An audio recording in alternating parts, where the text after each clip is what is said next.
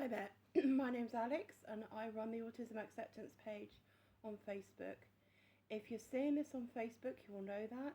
If you're seeing this on YouTube, I will drop a link in the comments section to my Facebook page where you can go along and check it out. I cover a wide range of topics from a neurodiversity standpoint on autism, but a non-woke one. So if that's something that you're interested in, then yeah, check out the link in the comments below on this YouTube video. Today I want to talk about autism and kink. It's not a topic that I usually discuss, but when I first started my autism acceptance page, I shockingly came across a page, I think it was Neurodivergent BC, Bermuda, Canada, who are quite close with Retrophiliac, Margot was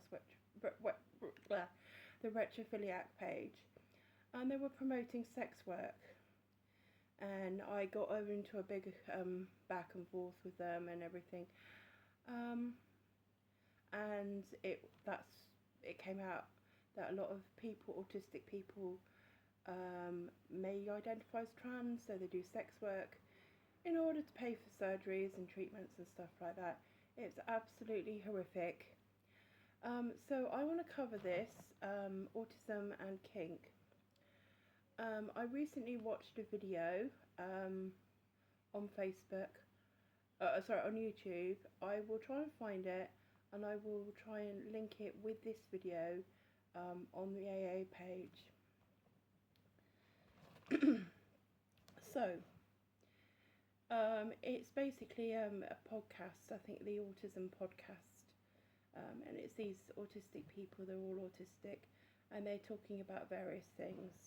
So there's a group of them, and including the group, so this is Dr. Cade Sharp, and this guy became a registered play therapist and child mental health specialist.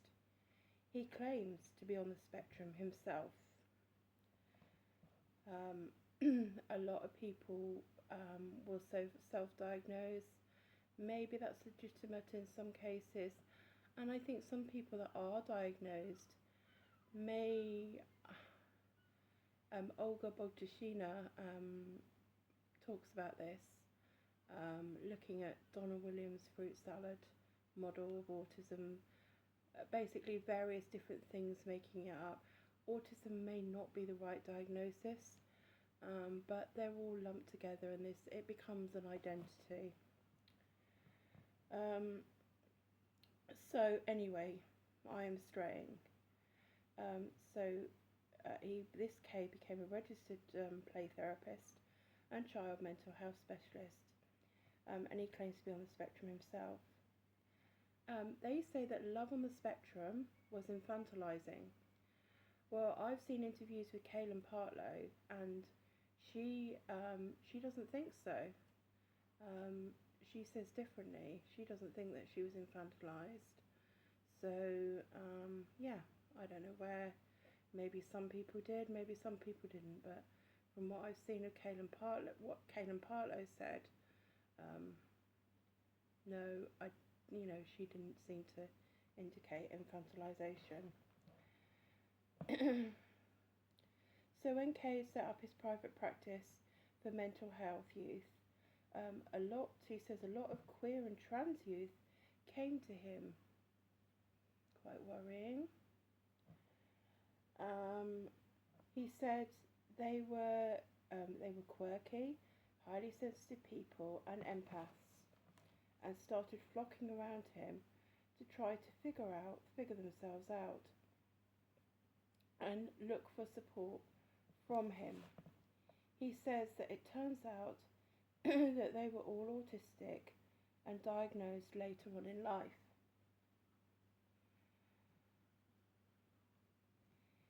He looked into learning about sex therapy and did a qualification when he was looking at teens and young adults autistics. He looked into what they needed support in, and it turned out it was late diagnosis. He said that Idaho, where he was from, the state he was from in the US, were known for evangelicalism, neo-Nazism, and cult-type things, and was highly conservative. Now, there are a lot of conservatives for my UK followers. Yes, America can be very, very conservative. They make our Conservative Party look like Bernie Sanders. But so there are some kind of really strict evangelical people and some not so very savoury people on the right. But then there's some not so very savoury people on the left as well, as I've been finding out. But yeah, so I guess this is a far left perspective talking about a far right perspective. There doesn't seem to be any middle ground or any talk or acknowledgement of any middle ground anywhere anyway. He says that they were trying to pass some bans on trans healthcare for youth. Trans healthcare for youth, aka puberty blockers for minors. It's the way you put things. Trans healthcare for youth? That sounds terrible. Puberty blockers for minors? Kind of sounds sensible, don't you think? He's asked how he went from late autism diagnosis to kink. He describes kink as seen in the mental health world, and he doesn't particularly like the official mental health description of kink. Paraphilias are defined as sexual interests other than interest in genital stimulation or fondling with phenotypical, mature, consenting, psychologically normal human adult partners. They seem to mock this description. Cade and the people that he's doing the podcast with, they all seem to mock this description and almost go into vanilla shaming. So what is vanilla shaming? Vanilla shaming is basically you want to do it missionary and you don't want to be doing all the kink and stuff. You don't like all the dirty stuff and all the pain and the danger and all that stuff like that and all the risky stuff. You just want to do normal sex. They say that from their perspective, kink defines anything that doesn't conform. This is from the Cade's perspective and the trans sex work people stuff. They say that from their perspective, kink defines anything that doesn't conform to social, religious, or psychological norms. Okay. So in my mind, biblical reasons may be something to discuss. You shouldn't be putting your biblical stance onto people that don't follow your religion. Rebelling against social norms may be something worth debating. But when you believe that it's okay to go against psychological norms, then that is a big red flag. How would you wish to go against these psychological norms? Would you wish to go against,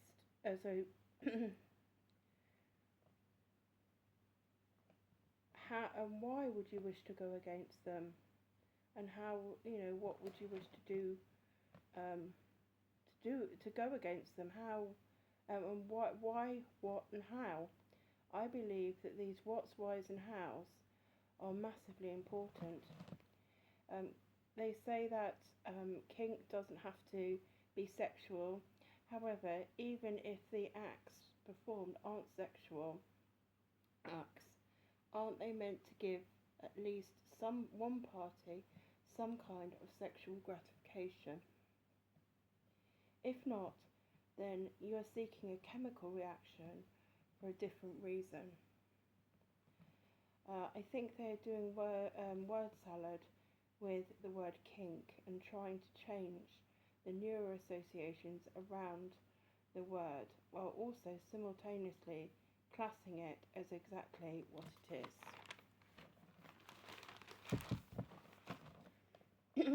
They seem to be doing with the word kink what they often do with the word gender, and making it define everything so that it prevents people from describing or clarifying anything.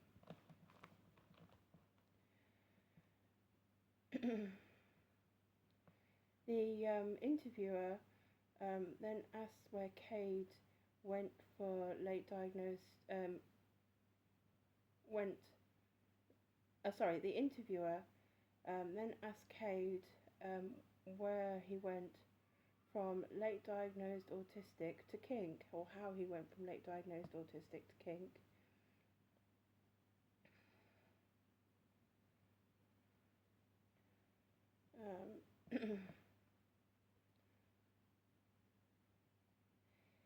It was being said that autistic people are often infantilized, so there isn't much research on info on autism and kink. I think this is definitely where we need to look at autism as a fruit salad, and also co-occurring conditions. So I've talked before about, quick overview, about Donna Williams, autistic guru Donna Williams' fruit salad approach to autism, where she looks at the idea that no one's autism is from the same space, everyone's autism is from a different space. She looks at all sorts of factors, medical conditions, psychological conditions, personality types, environments, all of it, and works out an autistic person's fruit salad, cocktail of different aspects that make up somebody's autism. So that's what that is meant by the fruit salad analogy, just a quick overview. Obviously there's a lot more, in depth to it, but that will do as an explanation.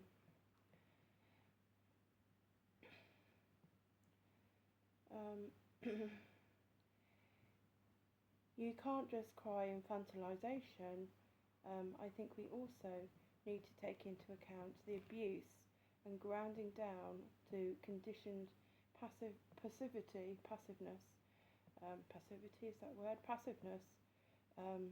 and learnt helplessness that comes from being restrained and forced massively to exceed your tolerance capacity that many autistic people have experienced. So what is learnt helplessness? Learnt helplessness is basically what it says on the tin, and it's learnt. Autistic people have often been forced to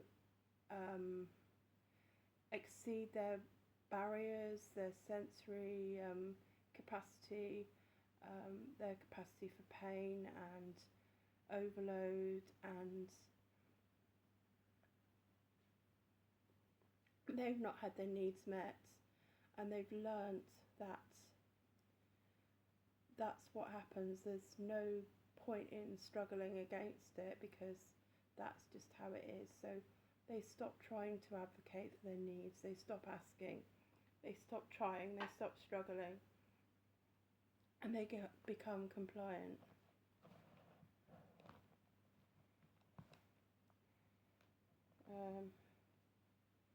Okay.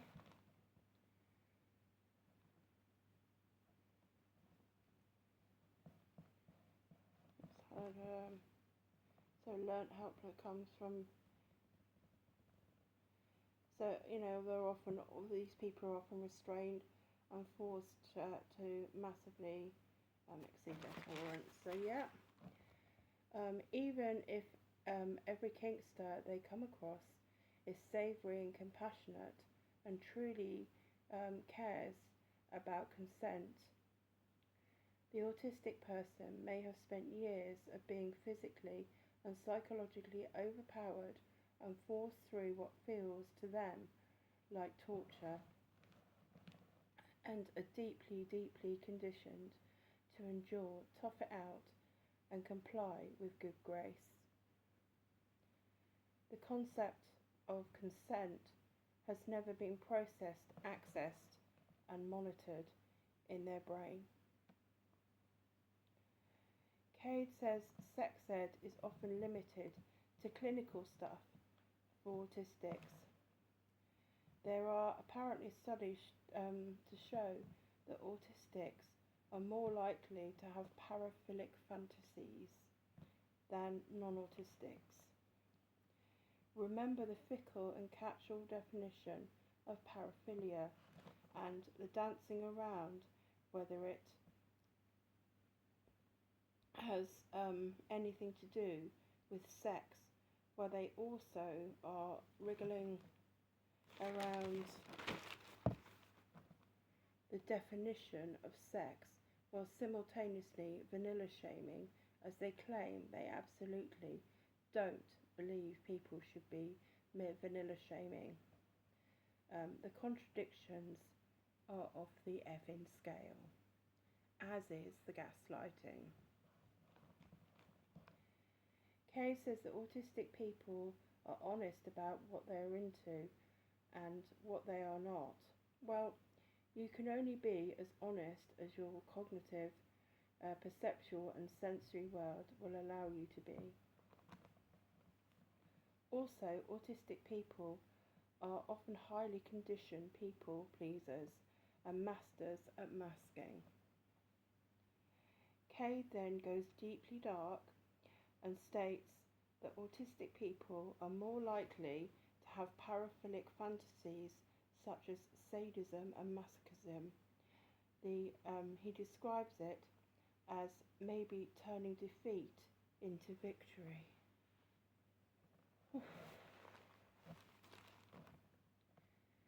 This smacks of the simultaneous trauma that happened to autistic children at one time, where they were being forced to re-experience the feelings they had in the past by force in order to relive the trauma, accept outside control, and supposedly have a different outcome. It's forced physical struggle, creating a trauma bond where escape fails. It's literally they're goading, holding the person down, forcing them to endure. Sometimes they're shouting at them, get angry, or poking and prodding them. They have, to get a reaction. If they just blank it out, no, that's not, they force them to rile them up and then make them helpless no matter how hard they struggle to get away. They pin them down. Oh God. They pin them down and make them distressed, so they can later comfort them and build a bonds. It's like trauma bonding 101. It's disgusting.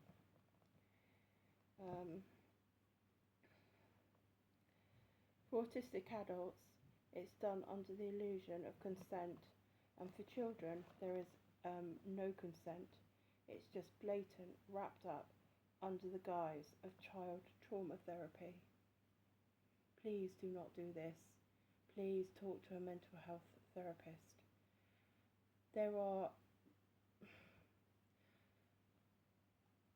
I've heard that there are adults who have taken their own lives because they've been through this so-called therapy, this abuse. A lot of the time it's SA, or it feels like SA.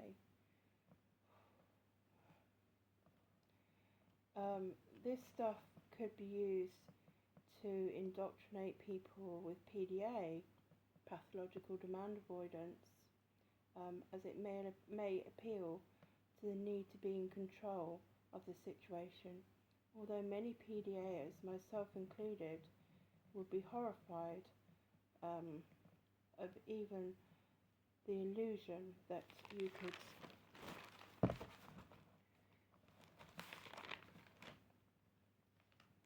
assert control in such a sadistic manner. For me, PDA and being in control is all about safety.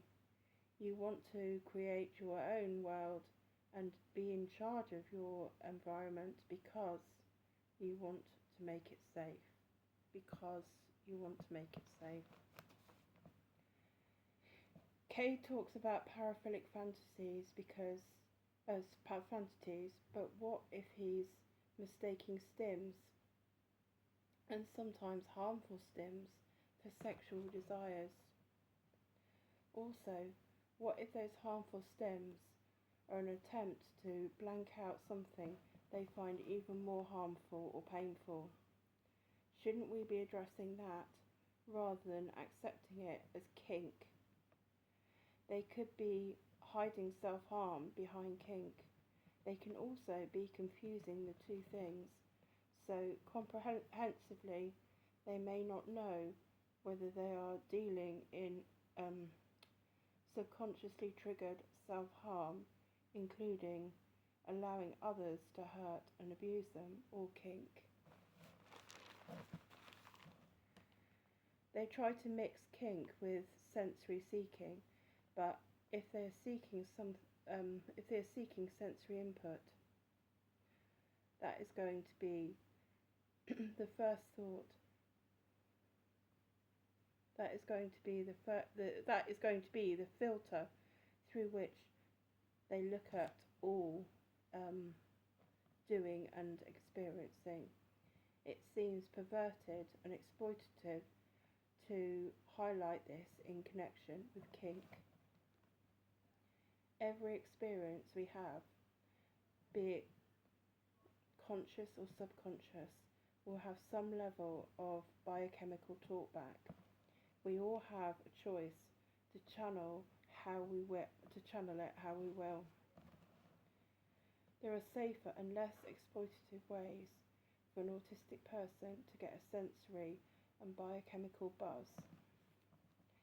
Kay says that people are wanting to indulge in spanking, choking and biting because they are sensory seeking. And he doesn't say this is as a bad thing. This is disgusting. To condone this, he's condoning torture and he's condoning doing this to vulnerable people, or vulnerable people doing this to each other. It is vile. Please, please, please do not do this.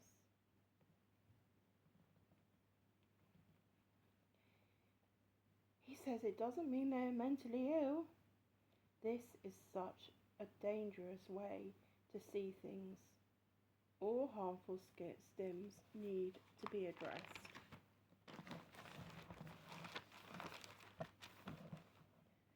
I'm really uneasy about the idea of restraining people when they may be displaying extreme behaviours, but there comes a point where you have to take the least restrictive action to prevent these behaviours, especially in profoundly intellectually impaired people.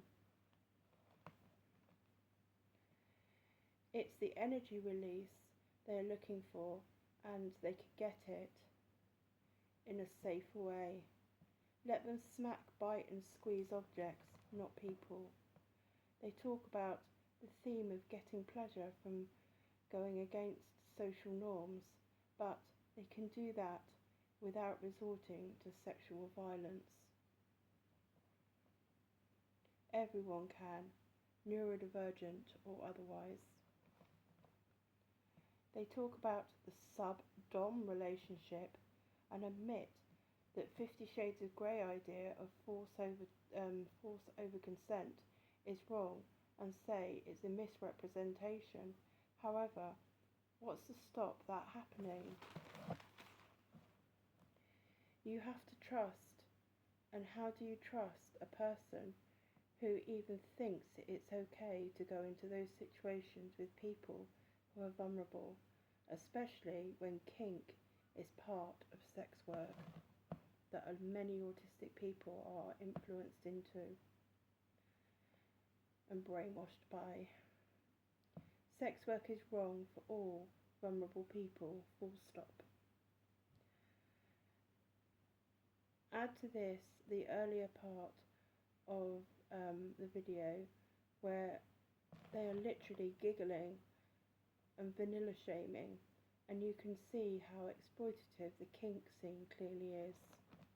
Like I said, I'll post a video on autism acceptance in the comments section, you know, the Kay's video, if you want to see it.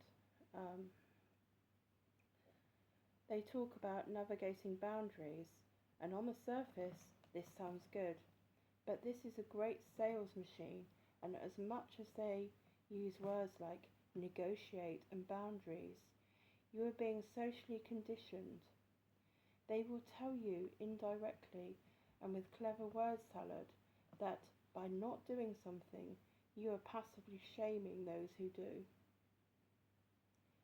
Your unwillingness to be spanked, bitten and choked is bigoted virtue signalling. That's how they'll see it.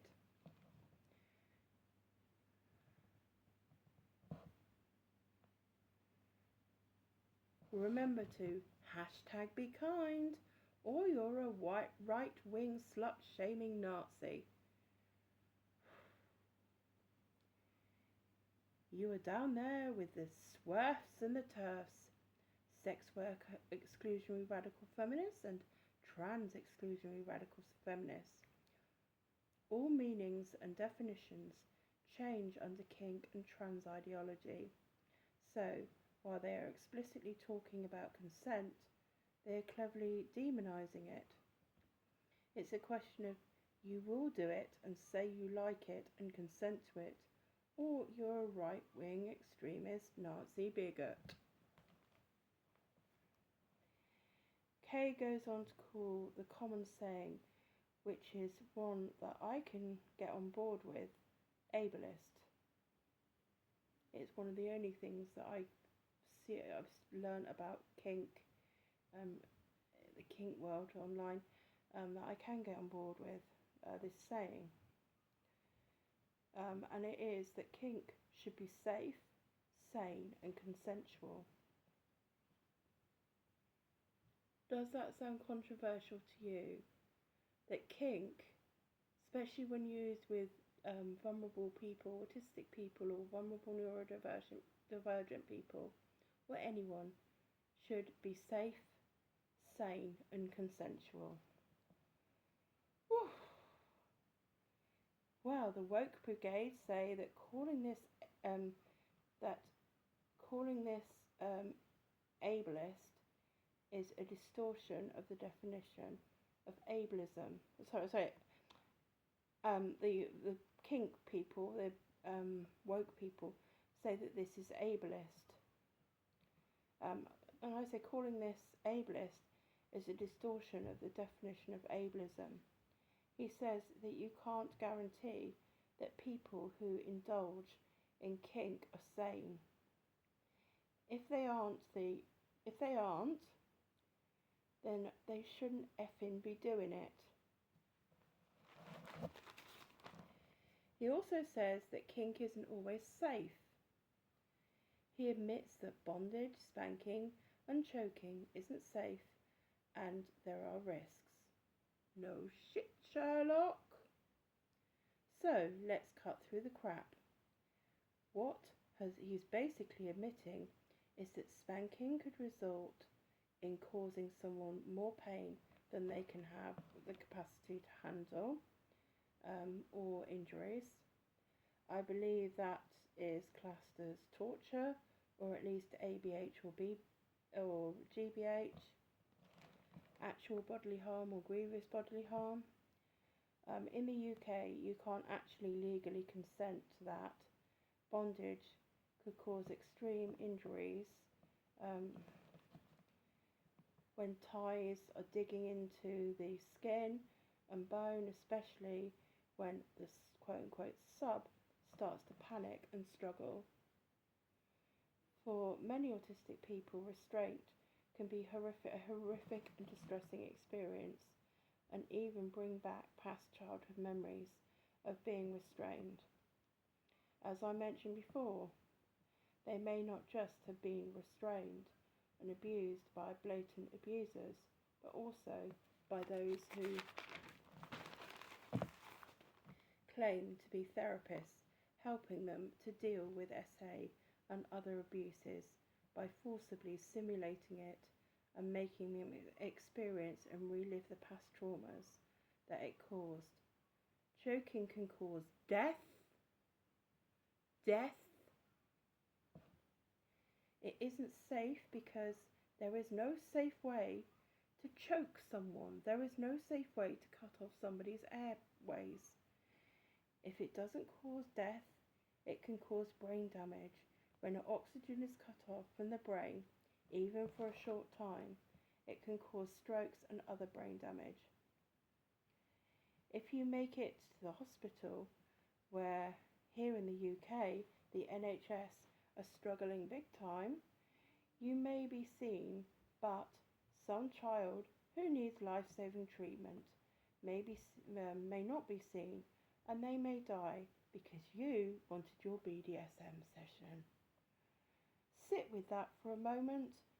A dead child, grieving parents, grieving siblings, grieving grandparents, and other innocent, devastated, and suffering relatives and loved ones, all because you found it ableist to keep it safe, sane, and consensual. The parents of the child who didn't get their treatment in the understaffed hospital in time are suffering for some kinkster to get their rocks off, and for the manipulation of vulnerable autistic or other neurodivergent people. If you believe that safe, sane and consensual is ableist, you may have a child's blood on your hands and be responsible for a parent's broken heart, you selfish, evil cretin.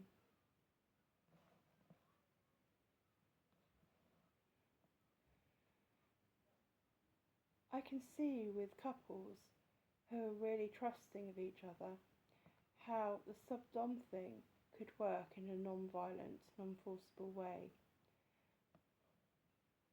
But any kind of actual overpowering or causing pain is toxic and abusive. The sub may need to learn that someone can take the lead sensitively.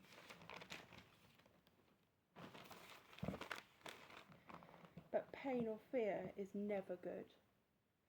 I think if they're reenacting domestic violence, even in a controlled way,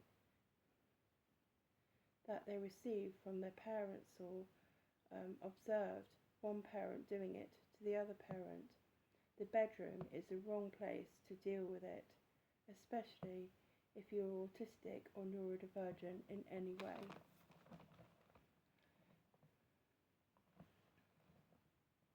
Get conventional therapy, or if you're autistic, try to find an autistic counsellor. You can show you're a different person from the abuser without doing it through kink. Talk therapy, or if there is an adult form of play therapy, maybe that could be helpful. It's ironic that Cade claims to be a play therapist. I wonder what his non-kink suggestion would be for this situation. Cade talks about basing your whole relationship around the sub-dom dynamic and how it can be good for some autistics. This is very manipulative and reinforcing learnt helplessness in a sub who's already passive and lacking in self-worth, and if the person who's passive by nature becomes the dom, then they may have a whole load of suppressed rage that may come out